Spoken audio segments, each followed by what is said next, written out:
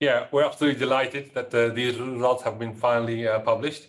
We conducted this study last year. The aim of the study was to find the right dose at which we could get a stable infection rate in our healthy volunteers. We conducted this study together with Imperial and Royal Free. It was funded by the UK government. We infected we did infect exactly 36 healthy volunteers, and we got 18 of the volunteers infected with the virus. So we were then able to study the pathway and the mechanism of action of the virus in our patients. And the goal is really to understand more about SARS-CoV-2 and what dose it allows us to kind of study the infected patients. And in the future, to build a really good model to help us in studying this pandemic.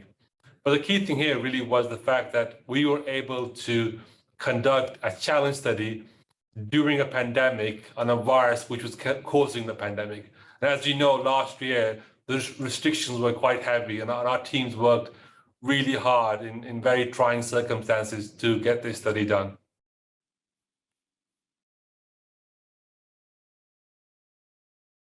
The peer review is an independent process by which your data, your results, and your methodology and the conclusions you reach are reviewed by an independent group.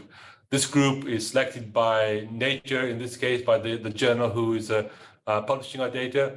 And the fact that they have been peer reviewed means that it gives us added kind of assurances that our methodology and what we do is great, and science is robust.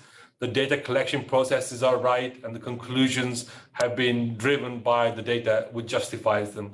So for us, having our scientific community reviewing our data and passing them and allowing us to publish this in Nature means a lot for us. It does give us added reassurance that we are doing the right thing and the way things should be done.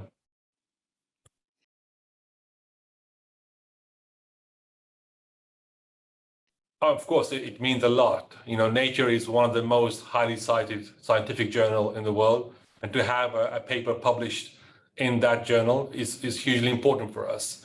The fact that it's a challenge study has added an extra layer of importance. It highlights the challenge study model to a much greater audience. The fact this was the very first COVID trial challenge model also highlights that. And the fact that we were able to do this at hVIVO means that we highlight our expertise, scientific, logistic, and so on.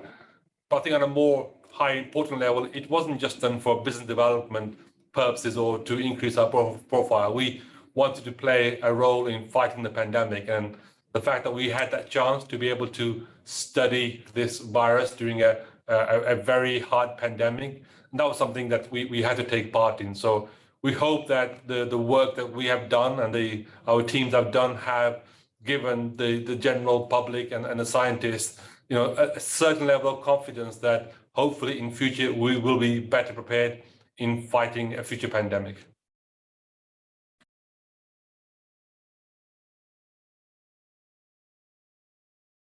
Of course, it's great news that the restrictions are being lifted or already lifted in certain parts of the world.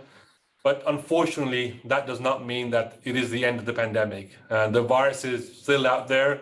You see pockets of increases in surges in infection rates in different parts of the world. And this may still continue. We still don't know what the future holds for the virus.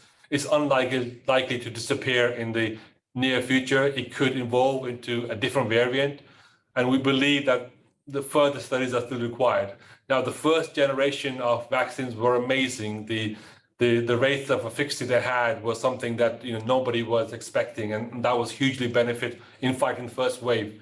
But we also know now, considering how many fully vaccinated patients are still being infected with the Omicron virus, that the antibodies are waning. So we don't know how many boosters we will require as we go forward. So absolutely, there is still further need for getting better, longer-term treatment for us. And as somebody has mentioned already, or a lot of scientists have already mentioned, the fact that this could be a long-term virus that we have to live with, just like influenza. So the need to study the virus and to produce better vaccines and antivirals is still out there.